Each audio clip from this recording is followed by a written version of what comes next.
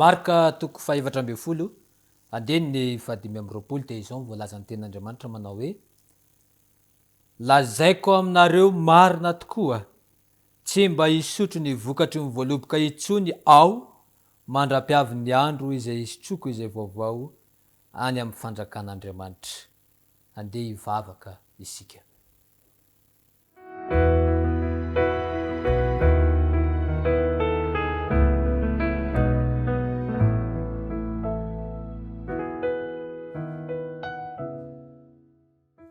Tompo Andriamanitra io iainy ny teny fampaherezana avy aminao izay hosoro molotro aroka ianao ny teny amin'ny vahoakanao rehetra aminaran'i Kristy. Amen.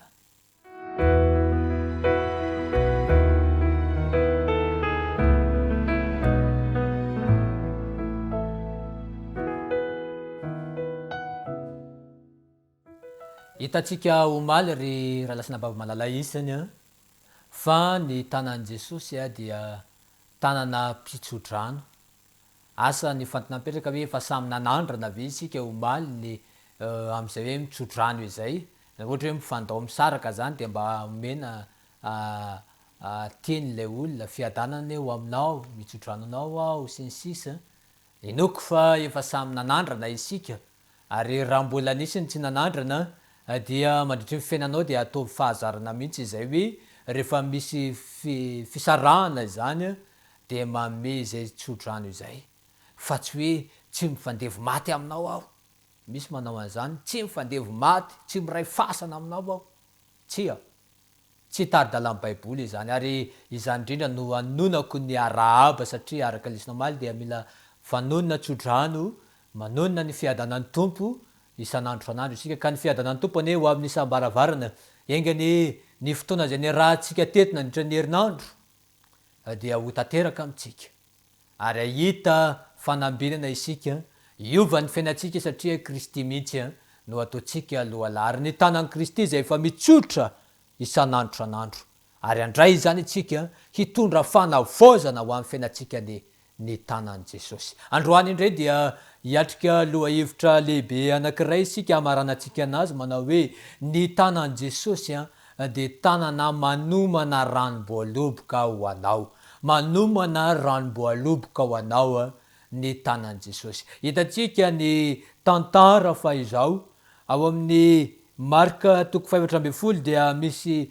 tantara anankiray izay toa mampitaintaina, ary tantara anankiray koa nefa toa mampalahelo itsakilan'izany, tantara anankiray koa nefa mitondra indray ohatra mahasosotra izany, satria tokoa nahoana moa andeha hojerentsika ny tantara. Raha mahita isika manomboka eo amin'ny andeny fahatelo ambe folo makany dia pasika ny andro tamin'izay fotoana izay. Amin'ny maha-pasika ny andro moa dia fomba tamin'izany fotoana izany manomana mofo, manomana ranom-boaloboka, ary dia nanomana izany ireto mpianatra. Ary tamin'izay fotoana izay dia teo ny mpianatra rehetra, teo Jesosy Kristy niara-mipetraka tamin'ny mpianatra. Inona zavatra nitranga? Nalahelo Jesosy. Hoy Jesosy manao hoe ny anankiray aminareo reto no hamadika. Tena nalahelo Jesosy satria ilay mpianatra niaraka tamin'ny teo nandritra ny 3 taona sy tapany no hamadika anazy. Misy hamadika palitao zany amin'reto mpianatra ireto. Taitra Petera tamin'izay fotoana izay ry havako manao hoe Tompo, sanatria amiko izany, sanatria izany, lazao iza ny mpamadika. Asa ny tao anatin'ny lohan'ity mpianatra anankiray ity. Fa hoy Jesosy tamin'izay fotoana izay manao hoe izay miaraka manajoboka amiko ato anatin'ity no izy. Dia indro ny lehilahy anankiray, ngamba ny sainy mety any amin'ny arabola, ngamba ny sainy mety any amin'ny fiainana eto amin'izao tontolo izao, mety any amin'ny arena ngamba hoe ahoana no azahoana vola. Dia rehefa nanatsoboka Jesosy dia indro Jodasy Iskariota nanajibokany miaraka taminy, ary fantatra fa i Jodasy ilay tonga mpamadika. Nalahelo Jesosy ary mahasorena satria olona anankiray tao anatin'le mpianatra ihany, ny namana ihany no tonga mpamadika. Ary misy lesona azy tombontsika izany manao hoe tsy ny fahavalonao mihitsy no hamadika anao, ary raha mely anao ny fahavalonao dia tokony ho hainao ny aro-tena, fa kay ny namana, ny sakaiza indray no asa mamadika. Ary zay mahatonga Baiboly miteny hoe tiava ny fahavalonareo, tiava ny namanao, na de sanatria mamadika anao ary izy. Ary tety mbola naseho an Jesosy hoe na de namadika ara Jodasy de mbola naseho any fa tena tiany ireto mpianatra ireto. Raha lasina baba malala isany metoy ny toy any tantara. Rehefa nandeha izany dia hoy izy eo amin'ny andeniny 12 no vakitsika. Andeniny 12. Ary raha mbola nihinana izy, Jesosy nandrainy mofo ka noho ny efa nisotra dia novakiny ka natolony azy ary ny ataony hoe raiso ity ny tenako. 13. Dia nandrainy kapoaka izy ka noho ny efa nisotra dia natolony azy ka dia nisotroany izy rehetra izany. Raha lasina baba malala isany, ito zany dia misy mofo ary misy kapoaka. Ny Jaona 7:fahenina raha jerentsika ao ambadika ao, andeny vakitsika ny ao amin'ny Jaona 7:fahenina dia zao vaky ny teny aminaran'i Jesosy. Fa toy izao no nitiavan'Andriamanitra n'izao tontolo zao, nomeny ny zanan'ilay tokana mba hanina hozy izy, mba tsy ho very zay rehetra mino azy fa hanana fiainana mandrakizay. 17. Fa Andriamanitra tsy naniraka ny zanaka ho amin'izao tontolo zao hanameloka izao tontolo zao, fa mba hamonjeny izao tontolo zao. Ny rana zany Jesosy Kristy amonjy atsika, ary nalefa tetỳ tany izy efa vita amin'ny famoronan'olombelona dia efa vita amin'ny planina hoe raha misy manota Jesosy no atao sorona hamonjy ny olona. Ary hitatsika eto fa izao ao amin'ny Marka 5:12 dia hitatsika eto raha lasina baba malala isany fa ny hoe mofo dia tandindon'i Jesosy Kristy, tandindon'ny tenan'i Kristy, ary ny ranom-boaloboka dia maneho ny ranon'i Kristy zany. Any amin'ny 2 dia resany hoe tsisy famonjena raha tsisy raha latsaka.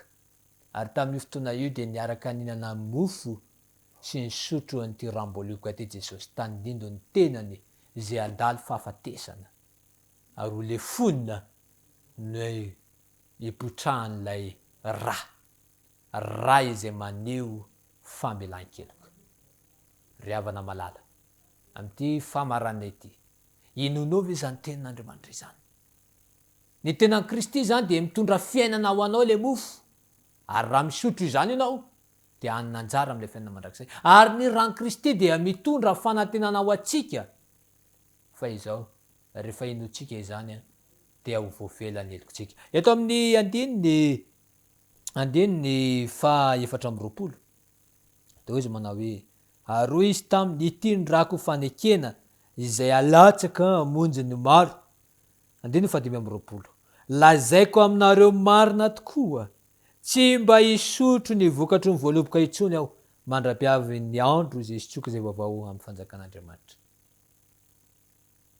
Nazavain'i Jesosy teto ry havako fa tsy mba hinana izany voaloboka izany intsony izy, ranom-boaloboka izany intsony izy, raha tsy aiza hozy izy any amin'ny fanjakan'Andriamanitra indray, any amin'ilay Jerosalema vaovao, any amin'ilay lanitra vaovao sy tany vaovao. Ry havana, ay zany Jesosy nandeha tany tsy vitany hoe nanomana fitoerana maro ipetrahantsika, fa mbola nanomana sakafo, mbola nanomana ranom-boaloboka spesialy ho atsika izy, ary fandriny niaraka hinana amintsika amin'ny ranom-boaloboka io. Ny tanan'i Jesosy zany dia tanana nanomana ranom-boaloboka ho ahy, ranom-boaloboka ho anao, ranom-boaloboka ho atsika rehetra raha iritsika izany. Anio miantso atsika ny tenin'Andriamanitra, fandrinao lalina ve no ho any amin'ilay fiainana mandrakizay, fandrinao lalina ve no ho any an-danitra ry havako malala isany. Raha ho avy ny tompo moa ve irinao ny hiditra ary andray izany tanana izany, tanana efa nanomana ilay sakafo, nanomana ilay ranom-boaloboka. Ina tokoa moa ry havako malala isany no ataontsika hoe antoka mba ahafahantsika miditra any amin'ilay fiainana mandrakizay. tadio fa jerosalema vaovao, lalana vaovao, toerana vaovao, fonenana vaovao, fomba vaovao. Ary mila olona vaovao koa izany. Mila olona vaovao. Tsy hoe lanitra vaovao, tany vaovao, jerosalema vaovao de olona tota miditra any, tsia. Tsisy tovay vaovao miditra ao anaty sinotra tota, na sinotra tota ampidirana tovay vaovao, fa tritra izy, fa tsy maintsy tovay vaovao no ampidirina ao anaty sinooditra vaovao. Ry avako manala isany, raha ho any an-danitra isika de zao, tia hanana tombotsoa amin'ny ramboloboka vaovao zay fomanin'i Kristy ho atsika, tsotra mivahaolana. Ao amin'ny Korinthianina 4:5-7. Korinthianina 4:5-7 de mazava ny tenin'Andriamanitra manao hoe raha misy olona ao amin'ny Kristy de olona manao ahoana izy? Olom-baovao izy. Vahaolana tokana no andraisana amintsika. Teny hoe ao amin'ny Kristy. Ao amin'ny Kristy ve ao amin'ny Kristy ve isika? Ary izay ny antony ianarantsika nandritra ny herinandro manao hoe raiso Jesosy, tsy ny tanany ihany fa ny tena manontolo mihitsiny no tokony ho fikiritsika, ny momba anazy rehetra mihitsy no tokony ho ampidiritsika ao amintsika, ary avako manala isany. Fa raha ampidiritsika ao amintsika Jesosy, de tonga vaovao tsika. Mendrika atsika ilay lanitra vaovao sy tany vaovao. Anio ary, aza manamafy ny fonao. Ampandrosoy Jesosy. Efa ela loatra izy no nandondona tao am-ponao, efa ela loatra izy no niandry anao. Ary ao amin'ny Apokalipsy 7:20. Apokalipsy 7:20 de ozy manao hoe indro efa mitsangana eo ambaravarana hoe Jesosy, ka mandondona ny fonao izy. Raha misy miainy feoko Jesosy, ka amony ny varavarana, de zao hiditra ho aminy, ary izy ho ato amiko, ary ara isakafo aminy aho. Tsy inona isakafo many tompo, fa anisany le ranom-boaloboka zay efa nomany ho atsika, izay te hiaraka isotro aminy, de tsy maintsy mampandroso azy. Androany misy viray na roa amintsika zay mihaino izao fandarina izao manao hoe tompo maniry aho ny hanana anjara amin'izany ranom-boaloboka izany. Tompo maniry aho ny hanana fikasana ho any amin'ilay Jerosalema vaovao. Voalaza ny ao any amin'ny Apokalipsy 1:20 ry avako fa io fiainana vaovao io zao tsisy ranomasy tsony, tsisy fahafatesana, tsisy alahelo, fa io manao hoe efa lasa ny zavatra taloha, indro efa tonga vaovao ireo. Andeha anatena izany fiainana vaovao izany tsika. Andeha tsika ry avako malala isany niaraka anokatra ny varavarany fotsika, anokatra ny tokantrantsika hitoeran'i Jesosy. Ary rehefa Jesosy ny mitoetra ao atokantrantsika, de afaka hiteny izy rehefa ho avy ny am'ro lanitra manao hoe tsara izany, ry mpanompo tsara sady nahatoky tamin'ny tely ianao, de ho tendreko mpanapaka be, midira amin'ny fifalian'ny tomponao. Aza miandry ny hoe afaka heritaona vo anokatra ny foko. Aza miandry hoe za mbola tanora, mbola anambady aloha, mbola anao amin'ny fiainan'izao tontolo zao aloha.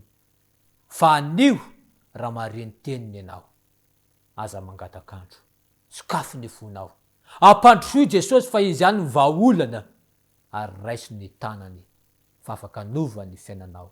Ny tanany Jesosy misy amintsika ave tonga eto, ray na roa na telo, na tsika rehetra mihitsy vonina, aoka izy ao atokantranao, anakipony masiny, ka hivavaka mangina, anao hoe tompo maniry ny ampandrosanao aho. Andeha hivavaka isika.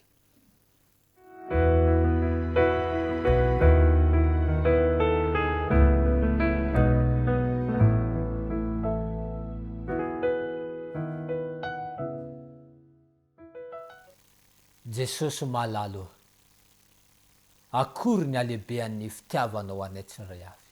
Fa na de mpanota matevy koditra azy izahay, de tsy nafoinao. Na de nania azy izahay, de nokaroanao. Ary androany tompo, amin'ny famaranana izao herinandro zay niarahana teto zao, de niteny sy nilazanao manao hoe ianao de manomana ranom-boaloboka ho anay. Tsy ranom-boaloboka ihany fa fiainana mandrakizay. Ianao de manatrotra ny tanam-pitiavanao, ianao de mandondona ny varavaran'ny fonay tsirairay avy. Ray malalo, indro manokatra ny varavarana izahay ka mampandroso anao. Raiso Jesosy amin'ny fanoloran-tenanay tsirairay avy. Ary rehefa ho avy eny amin'ny raha an-lanitra ianao tompo malalo dia anisan'ny anana tombotsoa amin'ilay fiainana mandrakizay zay. Mitahianay tsirairay avy ianao. Tahio ray malalo ny tokantrano tsirairay avy nanaraka ny fandaharana teto. Raha misy ny marary, ianao le dokotera lehibe, dokotera ambony, dokotera rehetra ny anendry anazy hitondra fanasitranana ho anazy. Raha misy ray malalo manana olana, ianao ny no aman'ny olana. Raha misy manam-pikasana, ianao no atosy atateraka izany. Raha misy mianatra Jesosy malalo, ianao no amme fahendreny ka ho ataonao tsapan'izy ireo fa ho eo anila mandrakarivinao. Raha misy Jesosy malalo ny miasa, ianao ny tany fivelomany tsirairay avy. Ary raha misy ny tsy anasa, ianao aneny malala mahasoa azy ka ame zay mahasoa anazy.